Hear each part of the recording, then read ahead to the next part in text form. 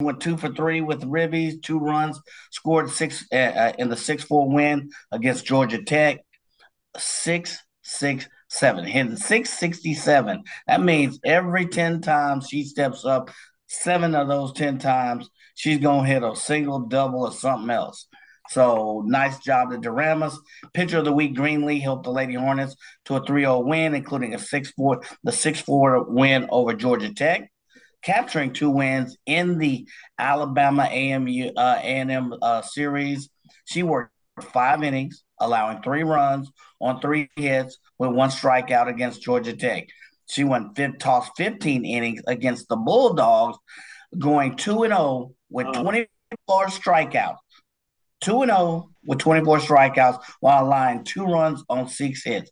For those of you that don't keep up with stats or softball or baseball stats, she did the damn thing. So congratulations to Greenlee and Doramus, the SWAC, Softball Players of the Week.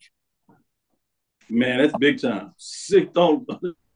Batting average of nearly 700%. Oh, my goodness. Oh, my goodness. Getting it done.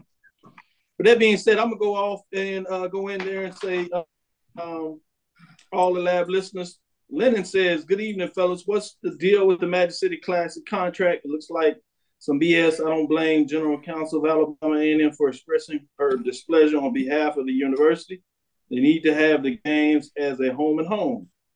Great point. I think there are some people that would like to see it at home and home, but what I understood about the contract was not necessarily about having a home and home, even though some people would have some concerns in regards to could they get the same numbers, and if they got same numbers, could they put them in the facilities? Now, Prairie View did and Texas Southern did something like that. Now, they weren't having 67,000 in the last 20 years. Before that, 20, 25 years ago, they were having 45, 50, even 60,000.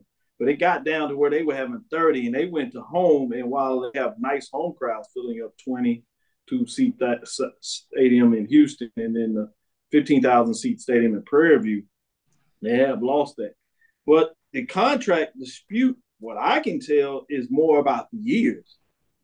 The city of Birmingham wants to do a 4-year contract. Alabama State wants to do a 4-year contract and then signed off.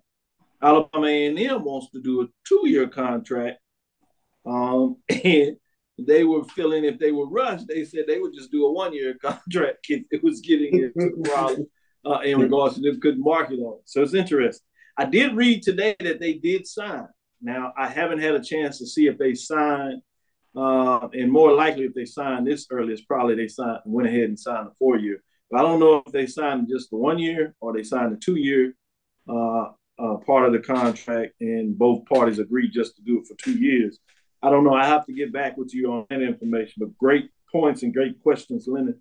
I wanted to get out there for public because a lot of people may have some thoughts on that in terms of what that looks like. But that's fascinating when you get in these classic. This is a partnership where you have both the universities sit on a council where they work with a event management team and the city to do the Magic City Classic. And so fascinating to see how that works out. That's unlike you see the State Fair Classic or the Sheridan Heritage Classic where you have a straight promoter that essentially just pays out money to the participating schools.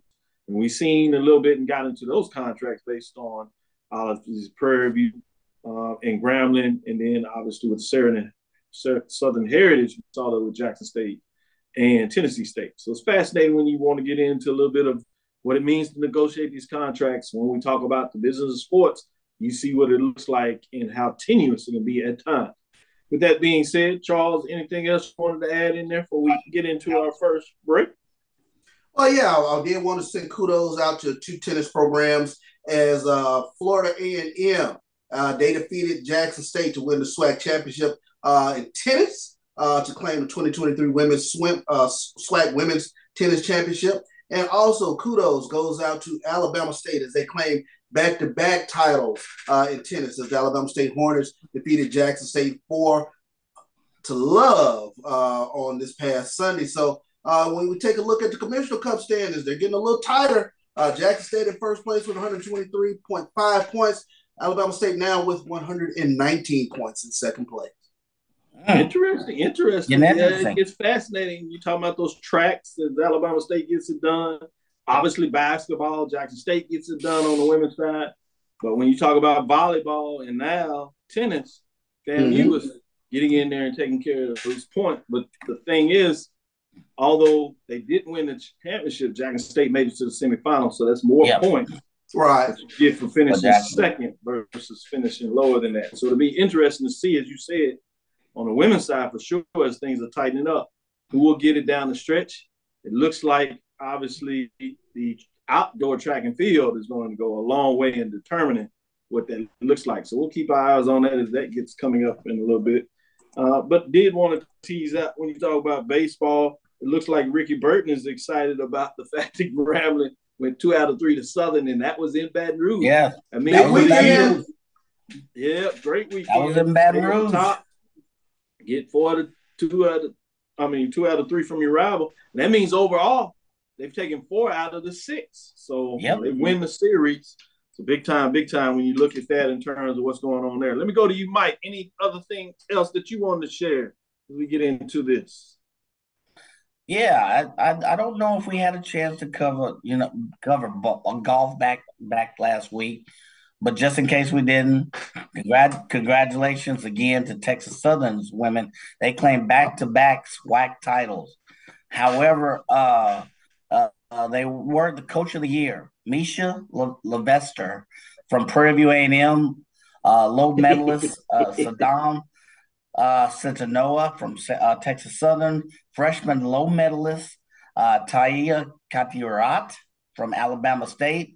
And then if you look on the all SWAC first team for golf, you have basically all Texas Southern and Prairie View A&M with Sadanam Ashley Hobbs from Texas Southern, Olivia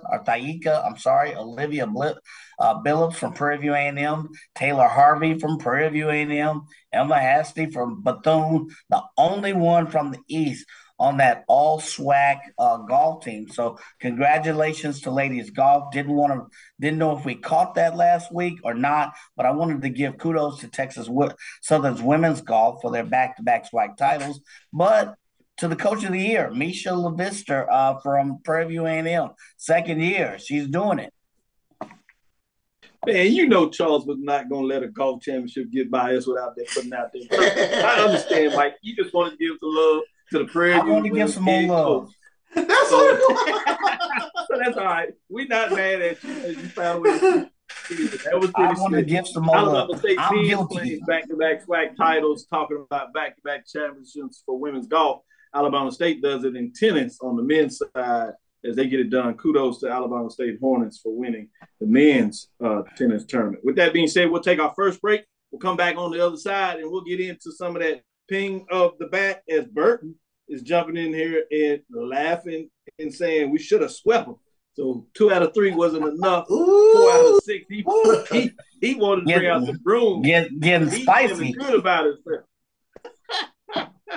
They let one off the hook. Coach Grambling coming in there, and they're playing some good baseball. Credit to the Grambling State Tigers. We'll be right back after this first break. Grambling.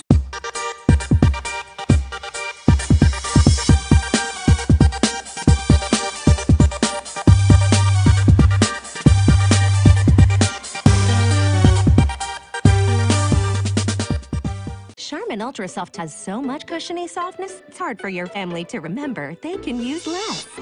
Sweet pillows of softness. This is soft. Holy Charmin. Oh, excuse me. Roll it back, everybody. Sorry. Charmin Ultra Soft is so cushiony soft, you'll want more, but it's so absorbent, you can use less, so it's always worth it. Now, what did we learn about using less? You gotta roll it back, everybody. We all go. Why not enjoy the go with Charmin? Since 2002, Empowerment Resources, Inc., a nonprofit organization, has empowered more than 1,500 youth and adults in Duval and surrounding counties. Through its programs, Journey into Womanhood, Girls Mentoring, Life Skills for Teens, and parenting education coaching. To get involved with programs, volunteer, or donate, visit www.empowermentresourcesinc.org. Follow us on social media, facebook.com/empowerment.resources and instagram.com/empowermentjax. T. Madden and Associates is a sophisticated and experienced law firm located in your neighborhood. We're turning injury to cash. T. Madden and Associates obtained almost $2 million for my injury. They turned my injury to cash. Now, we can't guarantee how much your injury is worth, but we've recovered millions for our clients. Call T. Madden and Associates at 833-PAID-123. That's 833-PAID-123.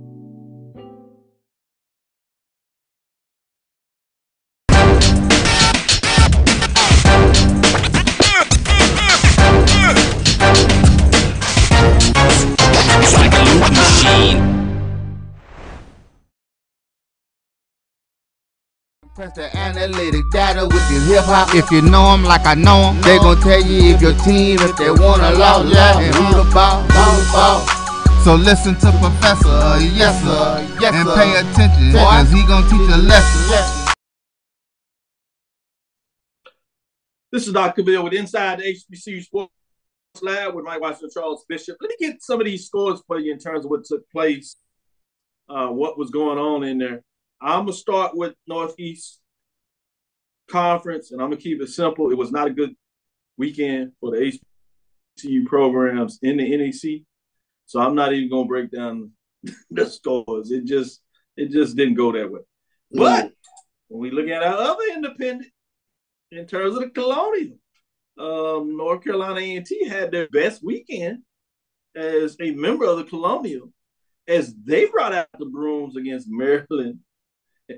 Mary and Williams, even Mary, I should say, as they swept them taking 3 games this weekend. So kudos to A&T coming out there as they were playing some good baseball and getting it done in terms of what that looks like. Let me give you some of these updates in terms of what that meant for the SWAC. And you'll see some of these scores as they continue to blue. First game over here for FAMU at home hosting Mississippi Valley. They went 13-5. You had a close one, though, between Jackson State and Alabama A&M, relatively speaking. For some, this was an upset. We came into this game saying Jackson needed the sweep. Well, they lose the first one, 6-3, in that matchup to the Bulldogs. Texas Southern, 10 runs rules Arkansas Pine Bluff 17-7, while Prairie View ekes out one against Alcorn State 4-1. Alabama State, 10 runs, Bethune-Cookman 14-4. And Southern gets the first one against Grambling 6-5 on that Friday. As things get interesting moving forward, we move into Saturday, and you actually have a doubleheader as Arkansas Pine Bluff and Texas Southern were trying to get ahead of the rain that was coming in Houston on a Sunday, so they played 2 on Saturday. First matchup, Arkansas Pine Bluff gets a little bit of a revenge with Texas Southern 15-9. But on the second contest, Texas Southern gets it done in a close one, 6-4. So they take 2 out of 3 on Arkansas Pine Bluff and continue to move. On Saturday, Jackson State comes back and punishes Alabama A&M 14-8. You have Grambling get a little bit of revenge as they just squeak out a game. Nice pitching matchup here. Charles, you'll appreciate this one. They win 3-2. Mm-hmm. In that matchup, Prairie View loses a game to Alcorn State in that matchup. They had the lead late in that game. I happened to be there and literally walked away as they score 6 runs in the bottom of the 8th inning. I go over there as they take a 5-run lead. I go over there to see softball in Texas Southern. I walk over there just in time as I see Prairie View hit a home run as they were beating up on Texas Southern at that point, 8-1. Deuce is ready to go to see some football, so we walk back. So I'm walking cat-a-corner across from softball, getting into the football stadium, and you can see the backside of the baseball field from the outfield. I look over there, and I was like, why are they still on the field in the dugout? I was like, I look up at the scoreboard, it's 2 outs. They got a Prairie View still has a slight 2-run lead. They get a ball hit to the shortstop as I'm watching and pause for a minute. We get in there and Deuce is all into it. Now he said, "What happened?" I said, "Man, they still playing. 2 outs. They couldn't get out the inning." I said, "They got wow. Second and third." So the guy hits the shortstop, doesn't put enough in the ball. Short hands it. The first baseman can't dig it out. 2 runs score, and they set up obviously to tie the game. At the next bat as they hit it to left field. The guy, right field, I should say, guy tries to make a diving play, hits at the bottom base of his glove, but bounces right out the glove. All the Braves tied up 9-9. It goes to extra inning. Then they really do it to them. They come back next inning and they put up five spot as Prairie View can only answer with 1, so they lose that one.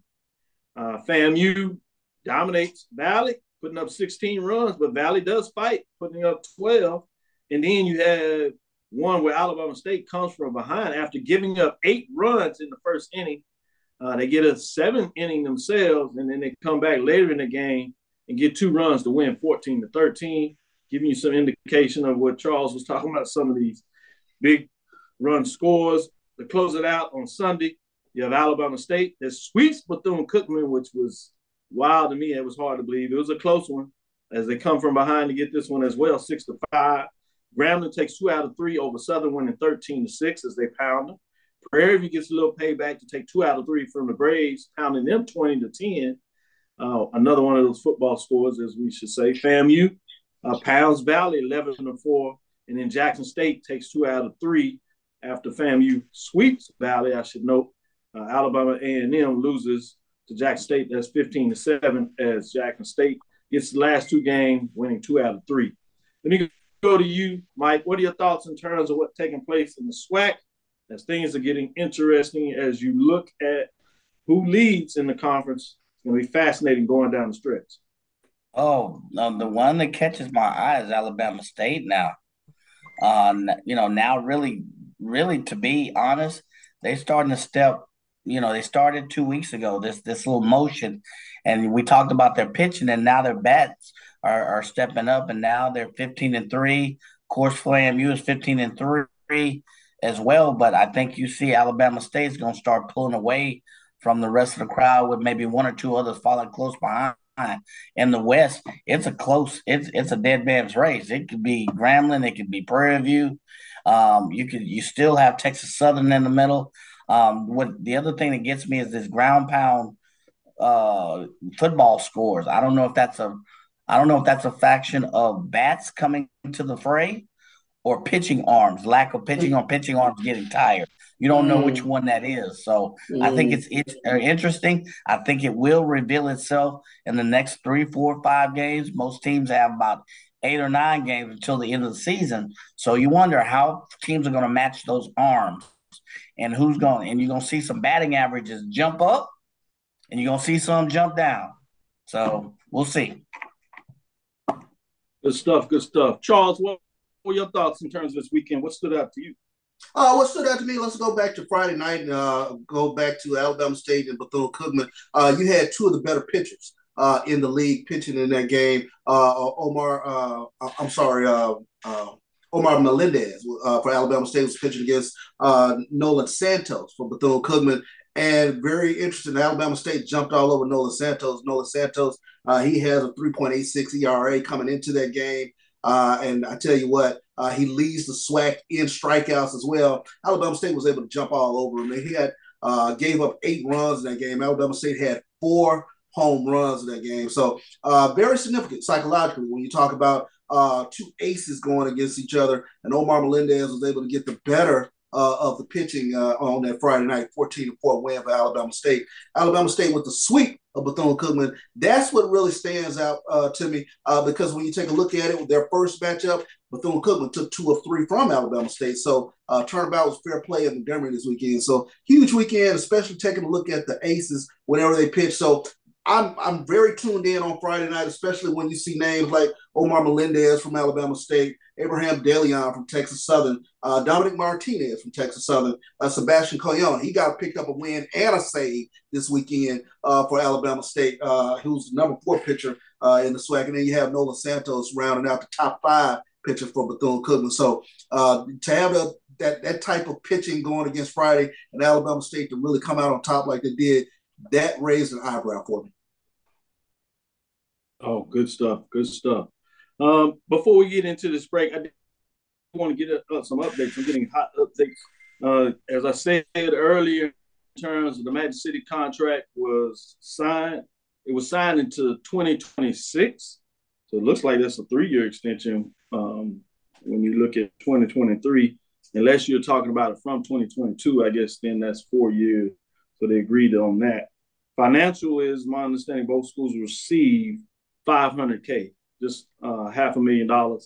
Pretty significant. I think it's about $150,000 raise from what they were receiving previously. So good negotiations from that perspective.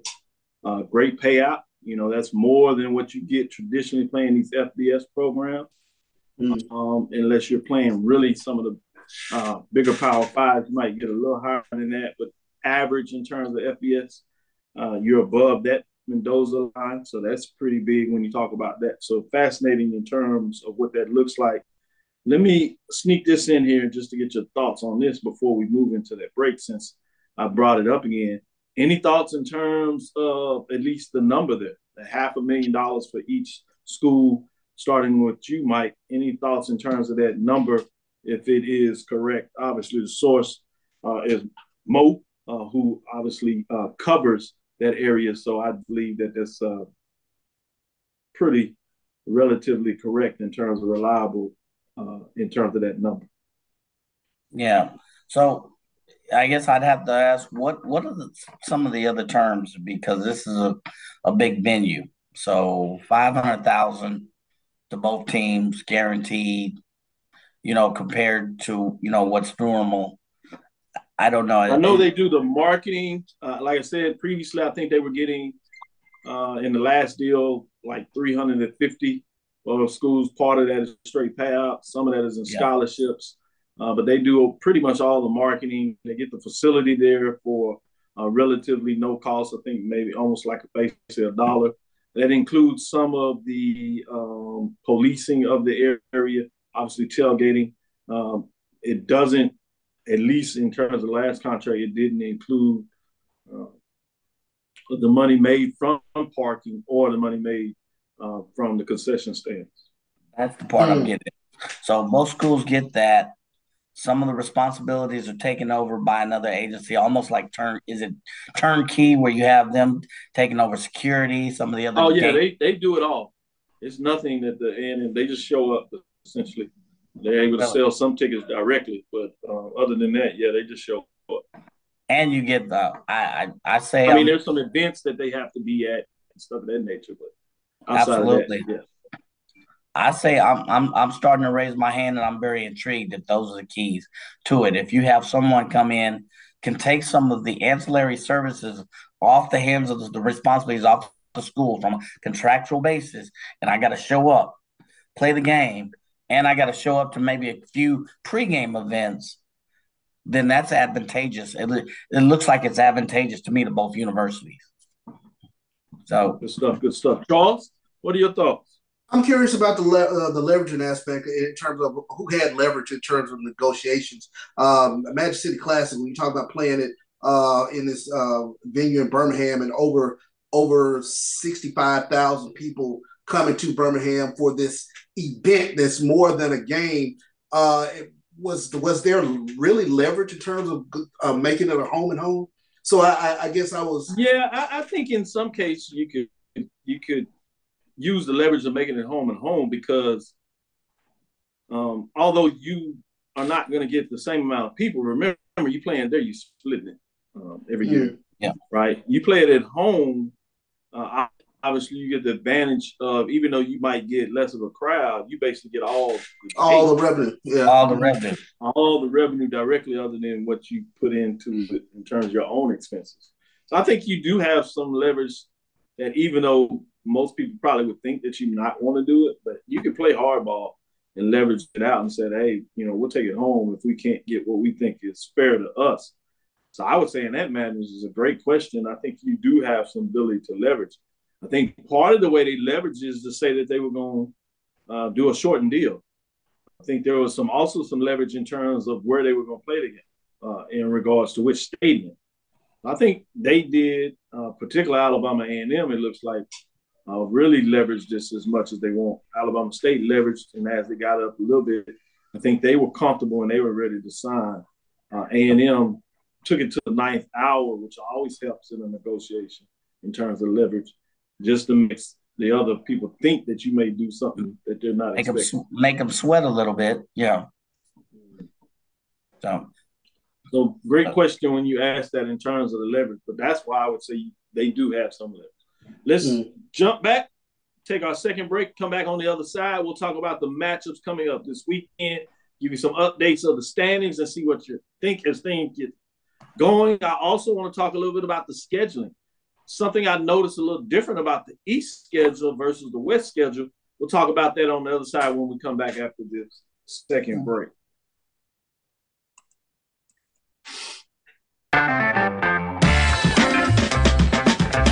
Your ad could be ran here. MyJBN.com/support. MyJBN.com/support for more information.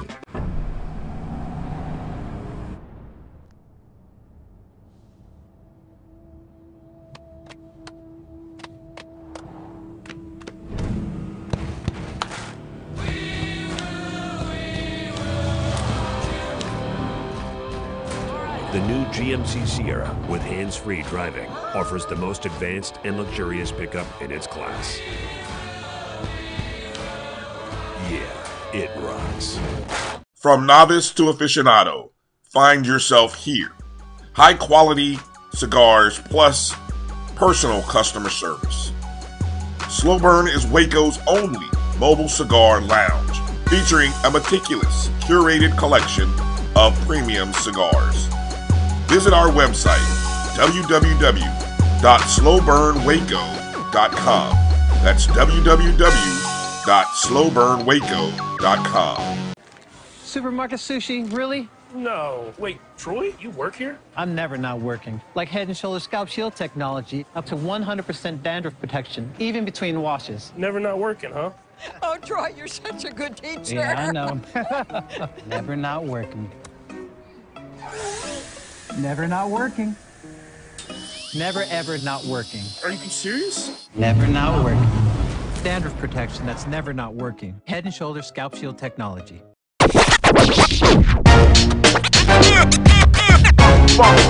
It's like a loop machine. All around town, people trying to get down.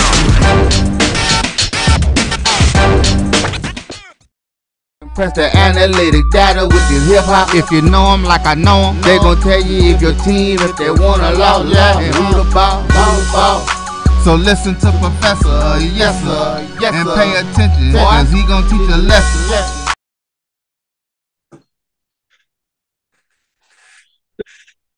Dr. Cavil with Inside the HBCU Sports Lab. I want to give a little bit of update before we get back into baseball and talk about what's going on this week. I would be remiss if I didn't show a little love to the women in terms of softball. Things continue to go well. I know you talked about Alabama State and Bethune-Cookman in terms of just how close that race is, as well as Alabama A&M when you talk about Alabama State leading the East Division 14-7, winning 2 straight games. Bethune-Cookman is a game behind in the loss column, as well as in the win column, sitting at 13-8. And you have Alabama A&M tied with Bethune-Cookman with 8 losses, but behind them in terms of a win. A&M has lost 2 straight, which puts FAMU back in the hunt at 11-9. They also have lost 2 straight. But it'll be interesting to see that 3rd, 4th spot, because Jackson State is still in the hunt as they're at 11-10. So 3 games between Alabama State and Jackson State for that 4th spot in there in terms of what that looks like behind. The West is locked up as Prairie View is sitting at 19-1. They won 2 straight games as they continue to play masterful softball, getting it done against Texas Southern. One of the games were rained out, but they did get 2 of them in there. Grambling is behind them at 13-7, and then you have Texas Southern and Alcorn tied at 9-11. And just outside of that is Southern at 8-13 in terms of trying to get their top spot as the top 4 teams in each division goes. It's fascinating. You got a couple of weeks left as you start getting prepared, as the softball tournament is right in front of us with not too much left. As you go on in there, you actually have one more series for everybody involved. For Prairie View, they go to Southern to close it out. So it's a tough one that Southern has to do, is they're trying to get in. That's a tough road to handle. At least they can say they have it at home. If they can get it done, they'll be playing some good softball going into the tournament. I'm fascinated to see what that looks like in terms of the end of the season race for softball as you crank it up there. In terms of Alabama State, what they have left closing it out, they travel to Mississippi Valley. That's sitting in last spot in the conference. So they have a chance to hold on and clinch the East Division. A sweep would assure them. Anything less puts it in play with Bethune-Cookman as they go to Huntsville at Alabama A&M, which is a tough series in terms of what it looks like there. So I'm fascinated to see what that looks like. A little bit on softball. When you talk about the MEAC, Morgan State continues to play some good baseball. You're coming into that race in a lot of ways. But before I say something about that, any thoughts from you, Charles, in terms of softball after I just broke down in terms of those races as things close up this last weekend for the SWAC before they get ready for the tournament? Yeah, before they get ready for the tournament. But to me, when you kind of just take a look at it, especially Prairie View 19-1 in conference play, they have just separated themselves in terms of being one of the top programs in softball. So it'll be very interesting to see what Prairie View does over there in the West, and Alabama State, whether they can continue their forward momentum over there in the SWAC East. Mike, what are your thoughts in terms of softball? Obviously, your Prairie View Panthers, Lady Panthers, playing really well. Anything stands out besides what they're getting done in terms of softball for the SWAC? No, the team effort. I like the way they're pitching. Their overall team pitching ERA has moved up. They started like number 6 or 7 in the SWAC. Now they've moved up to number 3. So that that's as much as possible. That's growth. And they pretty much we kind of glossed over it. But I like my man in the chat, Mr. Silas, PV. They clinched the West. I think we should acknowledge that. And then Alabama State, they got it easy. They got Valley. Valley's like 1 in a million. So we're talking about if they win. Don't give me this. Every now and then, Valley comes up with a win. This is Alabama State. They got Valley for 3 in a row. They go 2-3. It's a simple match. Bethune has the matchup. So man, we're talking about football and softball. No, we talking about softball. Valley has a chance. Now you want to get into softball. We talking about softball. Don't give me. We talking about Valley practice. Anyway, so we talking about A&M against a solid Bethune. That is going to be your telltale matchup to me, right there. See who does it. How can Bethune do it? They're leading the league in hitting, but you got to say Alabama A&M is right there. This is in Huntsville, so they got to do it on the road. So to me, that's a telltale sign of how all 3 or 4 top teams, the 2 in the West, 2 in the East, are going to look going into the playoffs. I'm sorry, the conference. Good stuff. Yeah, so we'll see. No, I agree with you, knocking it out. I want to go into MEAC. The schedule sets out perfectly for the MEAC. Check this out. Morgan State is in first place. They're sitting at 11-4. Norfolk State is in second place, sitting at 12-5. You have North Carolina Central sitting at 11-5. You have Maryland Eastern Shore in fourth at 8-8. And just for dexterity, Howard sitting at 8-9. But Morgan State travels to North Carolina Central with literally a game difference only in the loss column this weekend. And you have Norfolk State staying at home hosting Maryland Shore at 8-3. So it can get really intriguing at the top. For example, you can get North Carolina Central taking 2 out of 3, which means that Morgan State would finish at 12-6, and North Carolina Central would finish at 13-6. Then it comes down to maybe Norfolk State sneaking in there if they can get the sweep against Maryland Eastern Shore to actually win the division. So it's going to be fascinating. Morgan State to make sure they get it in their own path. They actually need to sweep North Carolina Central, which is going to be a tough task on the road. So not only do they got to find a way to get 2 out of 3 to make sure they hold on to first place and hope they get some help from Norfolk State, but it can get fascinating in terms of that looks like, because Morgan State, they take 2 and 3. They finish again at 13-5. Norfolk State sweeps. They finish at 15-5. So percentage breakdown is going to come in there. I thought it was fascinating in terms of what that looks like quickly. What are your thoughts in terms of the MEAC going down to this final weekend to find out who's going to win it overall as they head into the tournament? Ought to be really exciting, Doc. He talking about AD as he say MEAC. Go ahead. But it can't be tied. It can't be that much. Right. Giving a shout out to AD Drew. Mike, what are your thoughts? I think you paid an interesting scenario. I think I gotta look at one thing to me stands out. One data point. You can look at all of these matchups. Who's got to go where? Who's got on the road? What did you say? Morgan State's got to go. You know, they got to go to Cary, North Carolina. So what? You look at the top pitching. It's Morgan Central State. Has lost 4 straight. Say what? Central has lost 4 straight. Yeah. Yes. And then you look at who Norfolk State's got to play. Yes, they get to stay at home. Whoop-tee. So they got Maryland Eastern Shore. They're 500 in the conference and 12 and $1 million overall.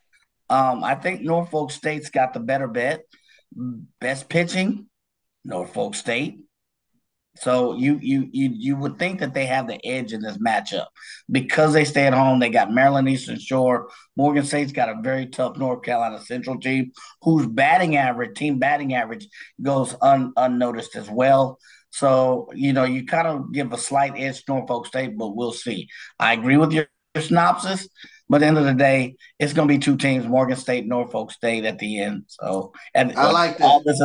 All this is null and void. This sounds like a Batman setup. Will Morgan State come and beat them? Will Norfolk State come?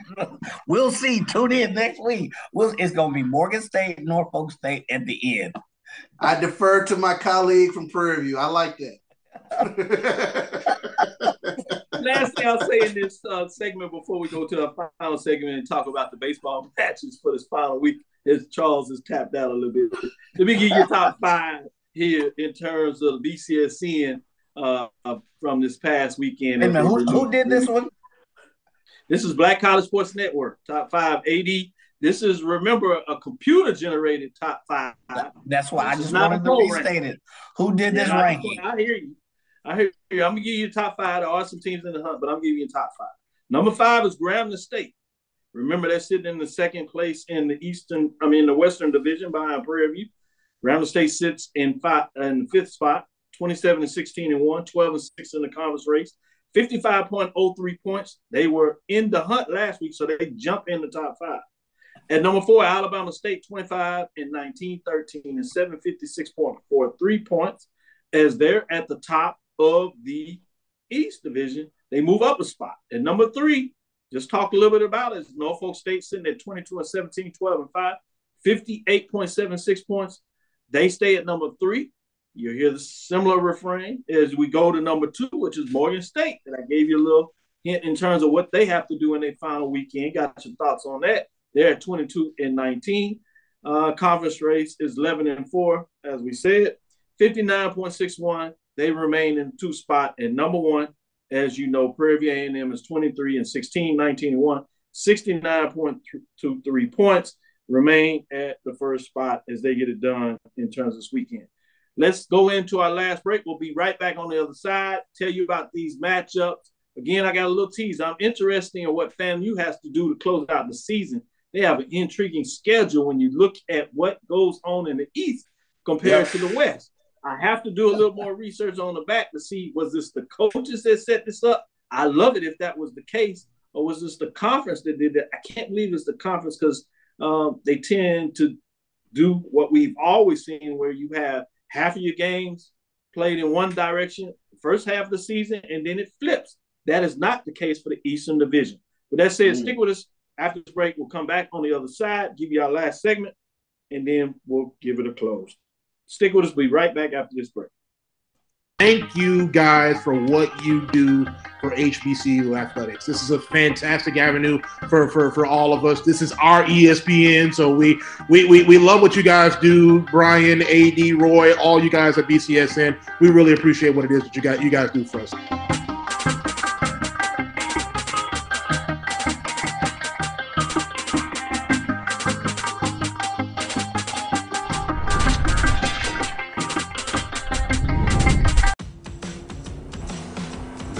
We'll be there soon. We? Is this the one?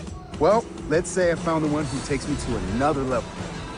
Always stays calm under pressure. Most importantly, the one that helps me discover the coolest places. This sounds wonderful.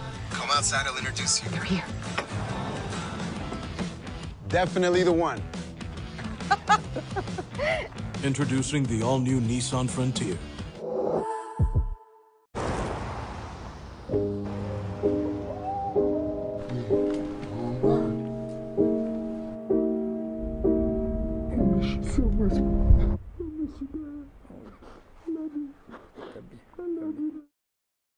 At CDW, we get speed as the new currency of success. Our team spends way too much time tending to outdated applications and software when they should be focused on driving application agility and innovation. CDW Amplified Development Services modernizes software and application development to help accelerate innovation and digital transformation. So you mean building new applications, UI, and mobile interfaces? Well, you said you needed to innovate more quickly. Oh, so he's a listener. To do more at scale, trust CDW Amplified Development Services.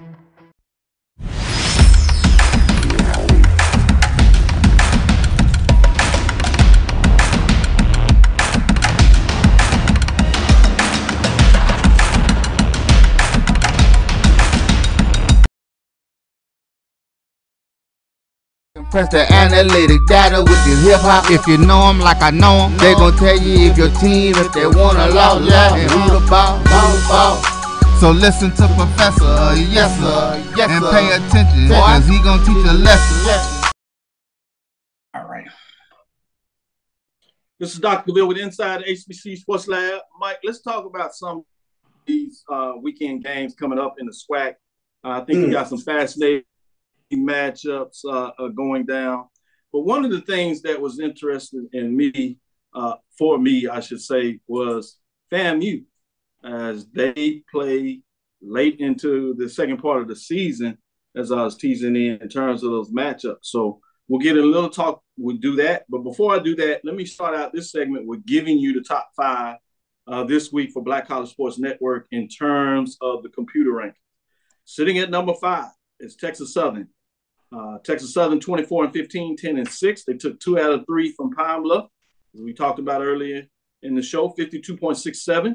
They sit and remain at number 5. But number 4, you got Grambling State, 18-20, 13-4, sitting at the top of the Western Division, 55.9 points. They took 2 out of 3 from Southern on the road, but they remain at number 4. We got a new number 1 this week, as previous number 1, Bethune-Cookman, actually falls.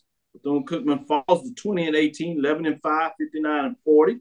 After they were riding sky high, they come into Montgomery, play some very competitive games, but they can't get even one of them.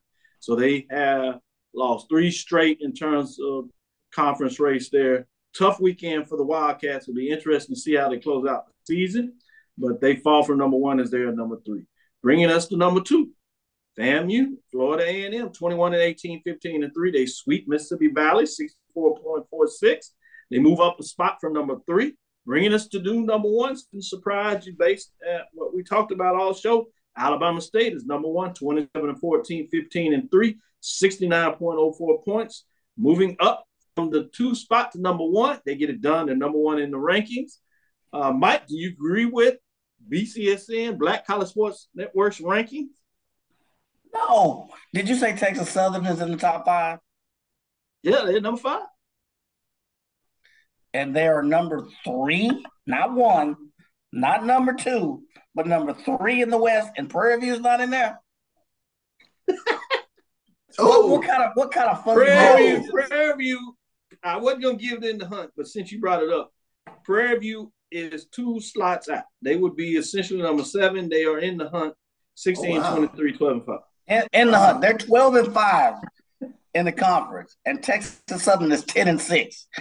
That means they won 2 more games. I agree with Alabama State. They've climbed. I think they should be number 1. I agree that Bethune should have fallen.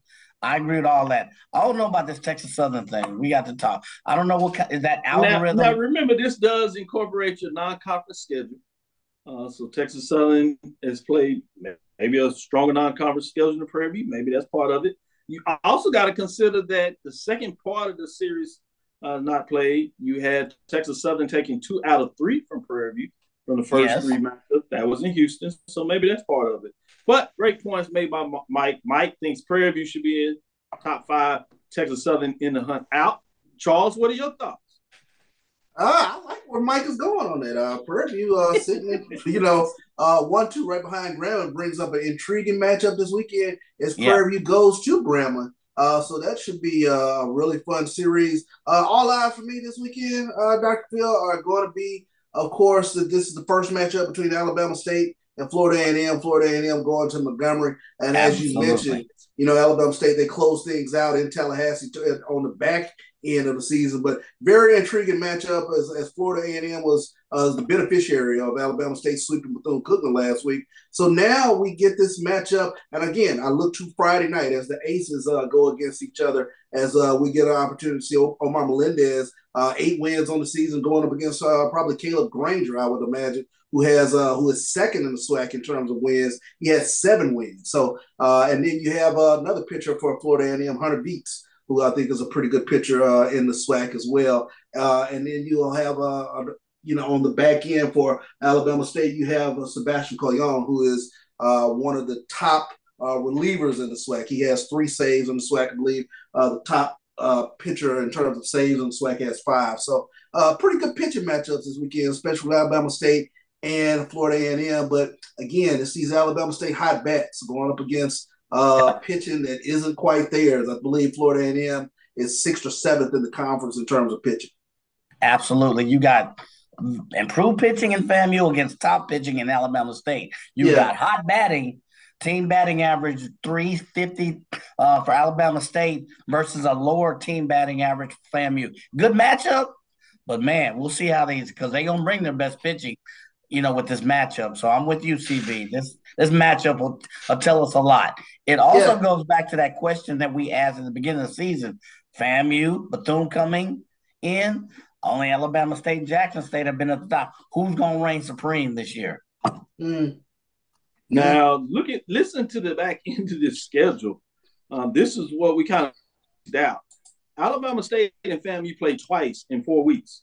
And it's fascinating. Usually you play the series, one in the first 5 games of the season and then one in the last 5 games.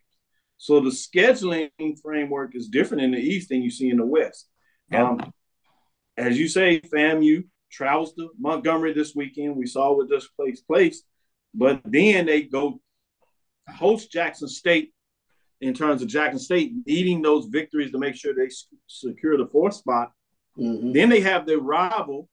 It is at home against Bethune-Cookman that's playing well, even though they lost 3 to Alabama State. But then you have the final matchup where they host Alabama State at home. Well, you're talking about a gluttony of series at the end of the season in terms of how things set up in terms of the teams. And I'm fascinating that you see Alabama State and FAMU face each other, 6 games in 4 weeks. Fascinating how that matches up. And I'm sure this was purposeful. I'm curious to who set it up. I think it was the coaches. And if you want the actions and everything to be really purposeful, you can't beat this in terms of preparing yourself for the tournament and getting ready for the matchup. And just to have the interest of fans like us, particularly with this, what we do to talk about it, it gives us something really to get into baseball to talk about it. So I'm fascinated with that. I want to hear both of you all's thoughts on that, starting with you, Charles. What are your thoughts in terms of scheduling like this in regards that you play what is perceived at the beginning of the year to be 2 of the 3 of the top teams in probably the division? And really, in this case, a lot of people would say you're playing 3 for FAMU of the top teams in the Eastern Division in 4 weeks.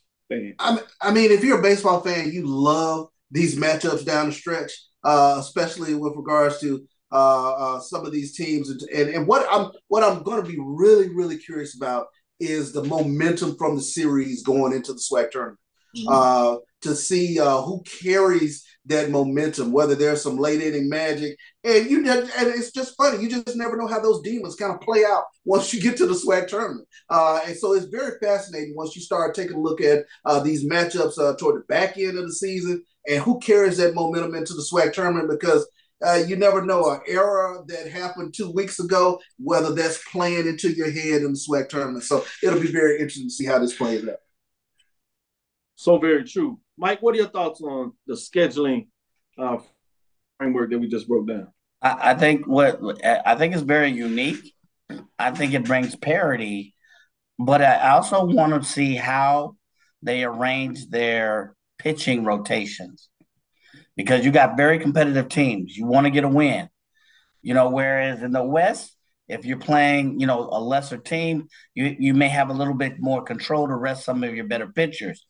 You don't have as much now. And then from here, you're going to springboard into, the tournament. I'd be interested to see how that works. It's really going to test the depth of your pitching depth.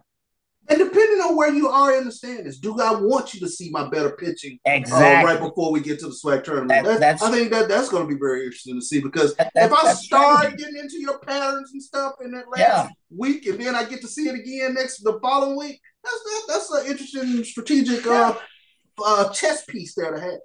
Yeah, if I'm Alabama State, especially for your batters to be able to get that extra swings and sight. Exactly. The pitchers they'll see. Am I going to play my best pitchers, or am I going to play somebody else? And knowing that I may see this team, a very competitive team in the tournament. So that's what intrigued me. My middle relievers might get a couple stars that weekend. Exactly. Let me ask this last question, real quickly. In football, obviously winning division is important because you get to play for the championship game. In this case, obviously you have multiple teams that go into the tournament. You have all 8. But does this also put more value in terms of winning the Eastern Division, Western Division in terms of the regular season? Charles? That's a tough question in terms of scheduling in this format. That's to me, it depends on who has momentum down the stretch. I mean, because for me, I really don't want to see Texas Southern first. They just make things happen in the SWAC tournament. I really don't want to see Southern if they're in there, because they just find late inning magic out of nowhere. So I don't know how quite to answer it, because there are just some teams I really don't want to see first day, because I'm on my heels already, and that scares me. Mike, what are your thoughts? That's interesting. I think for me, it's more so about momentum than about winning. If I'm second in the East coming in, but I have all the momentum, and I just lost because I lost this one game, but my team has momentum, my pitching staff, I'd rather see that in baseball. It's a little bit different than football, than winning the North or the East. You win the East. You win the East, it's done. You go into the championship, whatever. Here, you got a playoff. You've got it essentially a playoff system, and what you call a tournament. And you may see these teams again. You want momentum going into that. You want strength. You want pitching depth. You want that other team guessing a little bit. So if I finish second going into the tournament, to me, that I'm okay with that. I'm good with that. I think the extra team brings parity, but I'm okay with that. I think strategically what you said is right on point. But something tells me about these coaches after interviewing them and hearing them a couple of times, they're extremely competitive. I think they like the idea of winning their division, coming into that number one seed. And so, yeah, there's a little thing. And I think in a lot of ways they figure, hey, no matter where we seed it, certainly want the momentum. If you win the division, you'd like to think that you have a lot of momentum going in anyway. And you can't control where somebody may finish in the other division. So a lot of ways you're like, let's get in there. But I think those are great points. And it'll be interesting to see how this plays out. And if we get a chance to ask the coaches how valuable they think winning a division is as we get into tournament play. With that being said, we'll call it a close for the night. Thank you for listening inside the HBCU Sports Lab. Make sure you share our podcast with your friends and colleagues. I am Dr. Kenyatta Cavil, the Dean of HBCU Sports, coming from inside the lab in the College of HBCU Sports with Mike Washington, Charles Bishop. Again, we want to thank you for listening to Dr. Cavil's Inside the HBCU Sports Lab with Mike Washington, Charles Bishop every Tuesday and Thursday right here at 6 o'clock. We'll be back on Thursday with the latest news to bring in the lab. Follow me, Dr. Kenyatta Cavil, on Twitter, Facebook, and Instagram. That's DrKenyattaCavil. That's Inside the HBCU Sports Lab 1 on Twitter. Facebook and YouTube is Inside the HBCU Sports Lab. Dream big. Continue to move forward. We will talk with you soon. Charles? Of course. Mike? Lecture. Dismiss.